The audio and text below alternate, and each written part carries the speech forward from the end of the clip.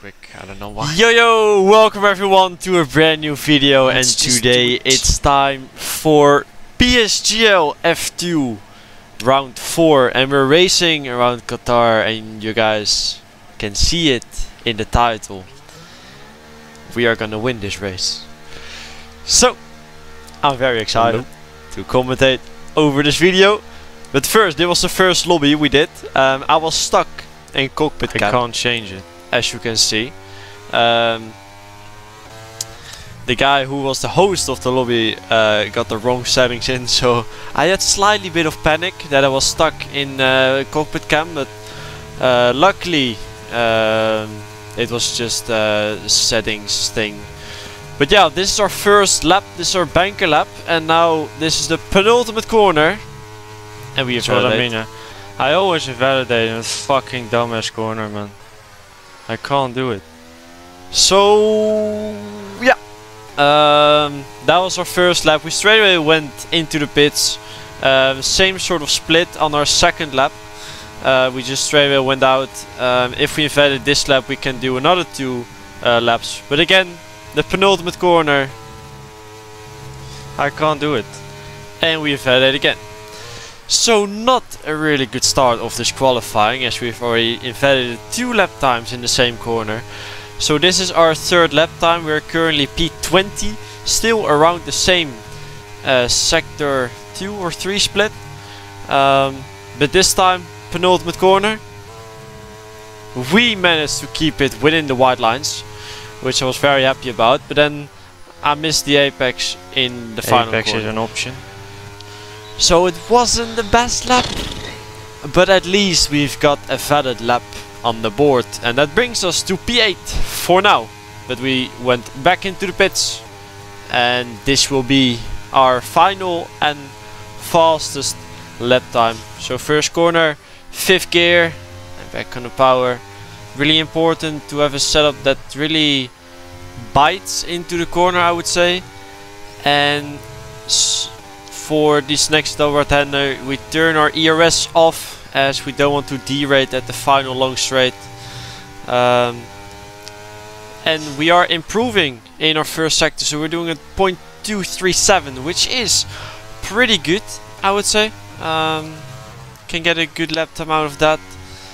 And now this left-hander, hard to get your turning in point and braking point there, as there are no 100-meter boards or anything like that. But we gained quite a lot of time there, so now we got a 0.74 split, which is pretty good. And now again the penultimate corner. This time we're taking it, and it's valid. Lost a bit of time, took it a bit too cautious. Now final corner is a bit better when you have a little moment. Fucked it up. Half a tenth. And we lost, I think, around 400s with that. Fuck, you know. But still, P5 like on the P3 board at the moment. Quite happy with it. Not bad though. And I think Jan Aladesh has invalidated his lap time. So I knew it was last P5 for disqualifying. Final corner then. And that's not too bad, considering we invalidated our first 2 runs, so the confidence was quite low. Still managed to get a good lap time in. So yeah, let's get into the race. Here we are then at the start of the Grand Prix. We're gonna start in P5. There are 5 red lights. And away we go. And it seems like our start is not really good. A little bit worse than Sergio was behind us. But now we're gonna try to go around outside, but Flores backs out of that, so there's not really space for us to go for a move or anything. And now Flores and Mirko going side by side. Mirko gets pushed off a little bit. Now we're just basically defending against Sergio here. Field is still very close, of course, in the first couple of corners. But I think in this left hairpin, Sergio and the Alpine were battling, so that was good for us. It gives us a bit more of breathing space, and now we can just maintain our 5th position. And now in lap 6 nothing really happened until now.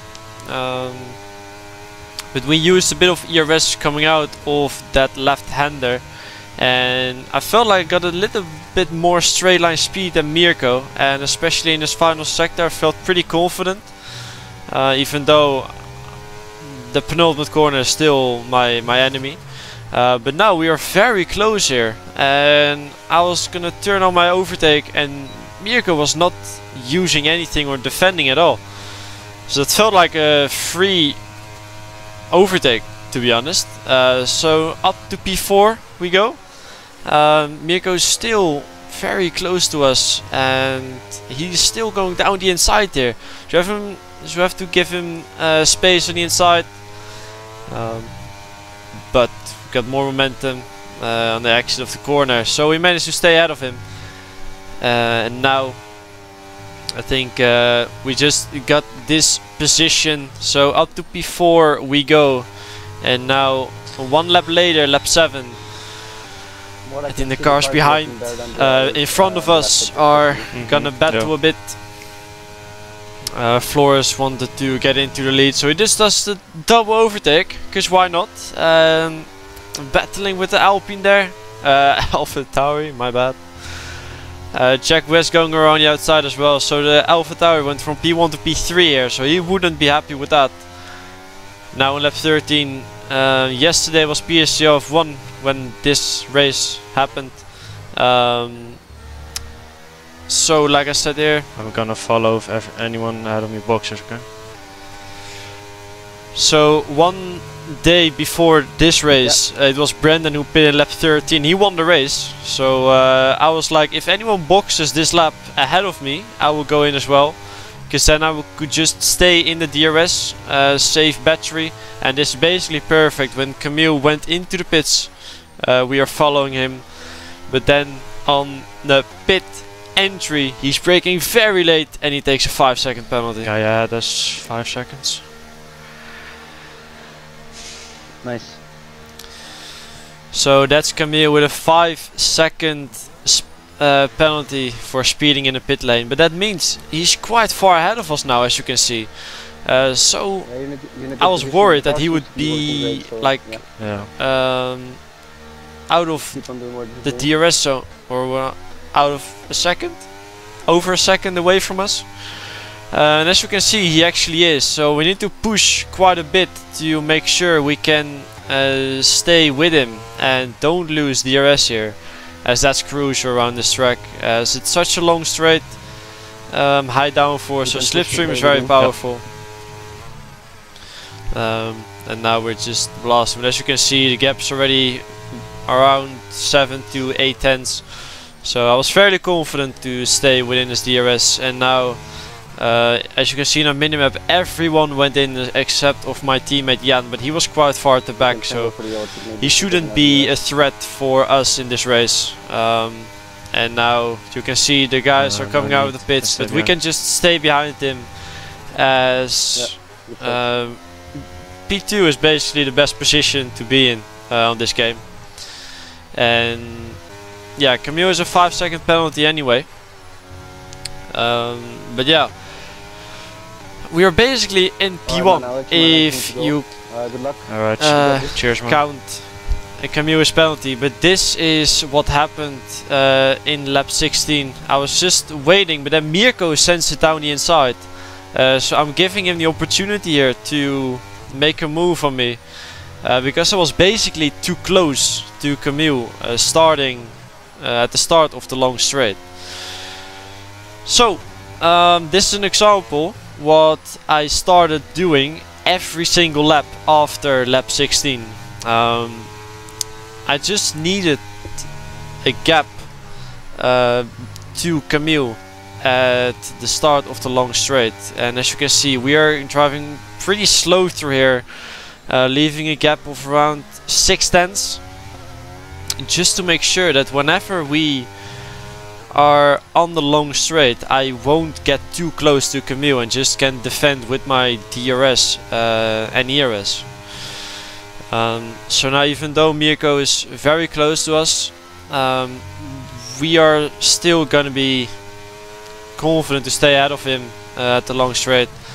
As you can see, this is still the same lap Gap's around 6.5 tenths. So now we're using DRS, also braking slipstream and cooling the engine.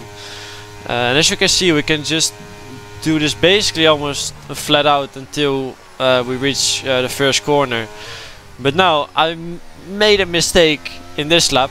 I left a bit too big of a gap, and now Camille is 8.5 tenths ahead, and he's gonna start pushing. 9 tenths is the gap now, and it's getting to 9.5 tenths, so he's gonna try and pull away from us, which is not what I wanted. So now, as you can see in the top left, the gap is 1 second, 9 tenths, 1 second again, and I felt like it was 1 second whenever he crossed the DRS detection zone, but luckily we still got the DRS there, so that was probably like 5 thousandths of a second how he managed to stay in the DRS.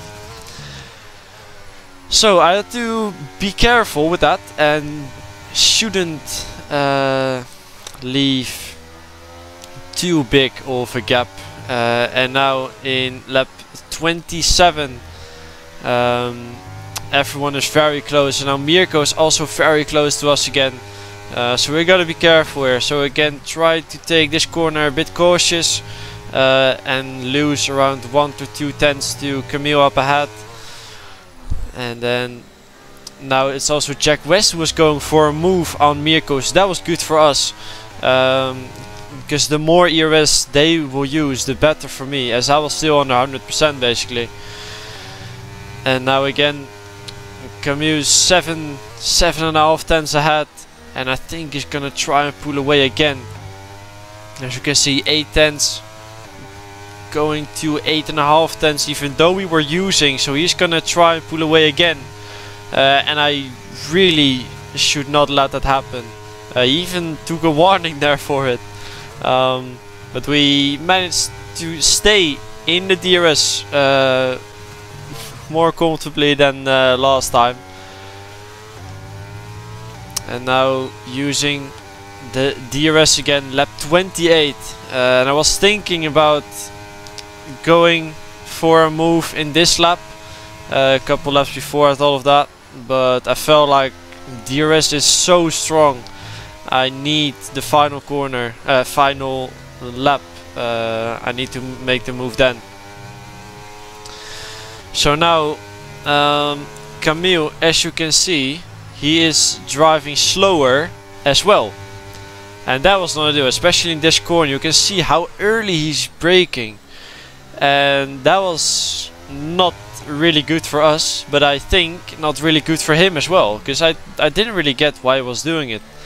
Maybe because he was not making it on fuel or something, but he was, well, driving very slow, braking very early, and I think he will do the same in this flat out section. As you can see, he's lifting quite a lot, and I didn't really understand why. Probably because he wanted me to get past and be the first driver, so he got DRS. But now, as you can see, he's not trying to play DRS games with us. We slightly tap him, but he didn't really feel it, I think. But now, lap 20, we're gonna start lap 29, the final lap of this race. We're gonna use our ERS, DRS, we're gonna pull to the left hand side, and we're gonna be ahead going into turn 1.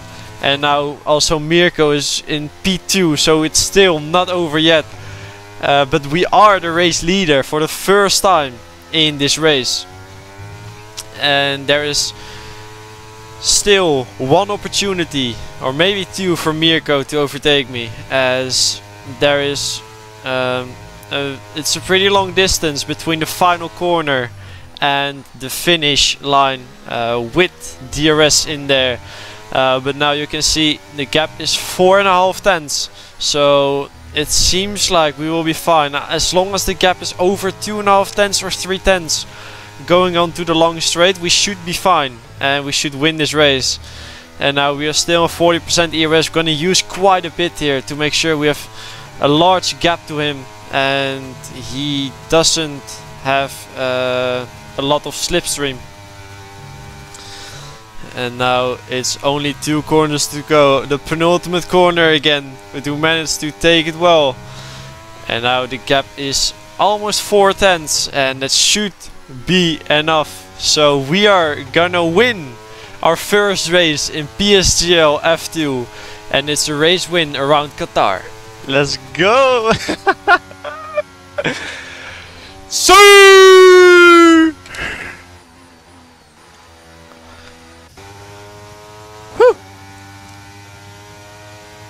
Well, so lekker. Oh, let's go. Let's go. Let's go. So It was just we managed to win this race, and I played it smart. very happy with it. Hey, Of course, Jan, obviously. how many people? Also teammate Jan in P4, so very good for the constructors as well. But yeah, Bit too excited. really good considering we didn't score in the first race, I think, or second race. In the first race we didn't score points. We got damage in the first race in lap 1. Second race we got damage in lap 2. Third race we didn't have damage and we got P3, and now we got a clean race again and we won it. So pace is quite promising, and I look forward to the rest of the season. Unfortunately I will miss 3 races this season, so it will be tough to fight for championship, but it's already good to see that the pace is up there, and yeah, it's looking good. So everyone, thanks for watching. I wish you guys a great day, and I'll catch you guys soon. Ciao.